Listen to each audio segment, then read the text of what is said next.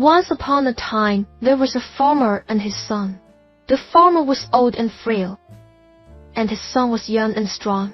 The farmer had worked hard all his life to provide for his son and his wife, who had died a few years ago. The son had grown up to be a successful and wealthy merchant, who had married a beautiful and proud woman. The son had moved to the city and had forgotten his roots and his father. One day, the son received a letter from his father. The letter said, "My dear son, I hope this letter finds you well. I am writing to you to tell you that I am very sick and I don't have much time left. I would like to see you and your family before I die. Please come and visit me at the farm. I miss you and I love you. Your father." The son read the letter and felt a pang of guilt. He had not seen his father in many years, and he had not been a good son to him. He decided to go and visit him. But he did not want to stay for long. He did not want to leave his business and his luxury. He did not want to face his past and his regrets. He did not want to deal with his father and his problems. He told his wife and his children about the letter and asked them to come with him. His wife and his children did not want to go. They did not care about the old man and his farm. They did not want to leave their comfort and their pleasure. They did not want to see the poverty and the misery. They did not want to meet the stranger and his burden. But the son insisted and persuaded them. He said, "It will only be for a few days.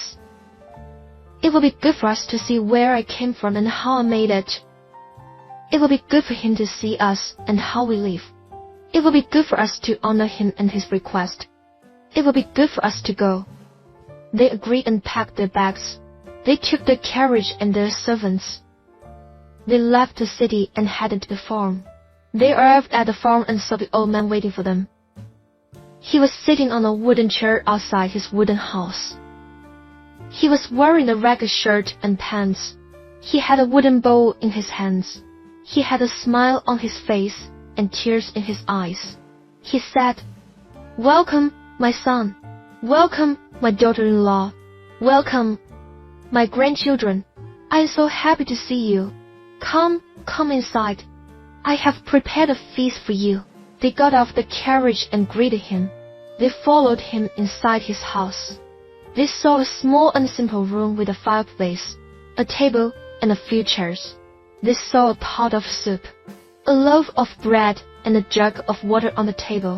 They saw a wooden spoon, a wooden knife, and a wooden bowl on the table. They saw nothing else. They sat down and ate. The son and his wife and his children did not like the food. They thought it was bland and boring. They did not like the utensils. They thought they were coarse and crude. They did not like the atmosphere. They thought it was dull and depressing. They did not like the old man. They thought he was weak and pathetic. They did not like the farm. They thought it was dirty and poor. They did not like the visit. They thought it was a waste of time. They finished eating and excused themselves. They said they were tired and wanted to rest. They said they would stay in the carriage and sleep. They said they would leave in the morning and go back to the city. They said they were sorry and thanked him. They said they loved him and hugged him. They lied. They went to the carriage and slept. The old man went to his bed and cried. He was hurt and disappointed. He had hoped for a different visit. He had hoped for a better reunion. He had hoped for a closer relationship. He had hoped for a happier ending. He had hoped for more. He died that night.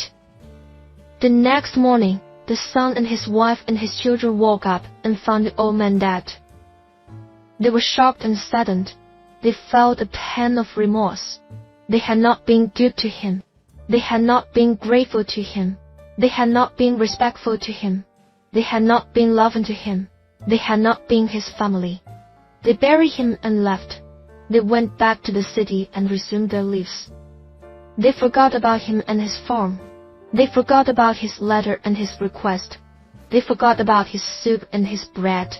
They forgot about his spoon and his knife. They forgot about his bowl and his love. They forgot about everything. But they did not forget the wooden bowl. They kept the wooden bowl as a souvenir. They kept the wooden bowl as a reminder. They kept the wooden bowl as a lesson. They kept the wooden bowl as a gift. They learned from the wooden bowl. They learned to be humble and generous. They learned to be thankful and content. They learned to be polite and courteous. They learned to be kind and gentle. They learned to be loving and loyal. They learned to be better. They changed because of the wooden bowl. They changed their attitude and their behavior.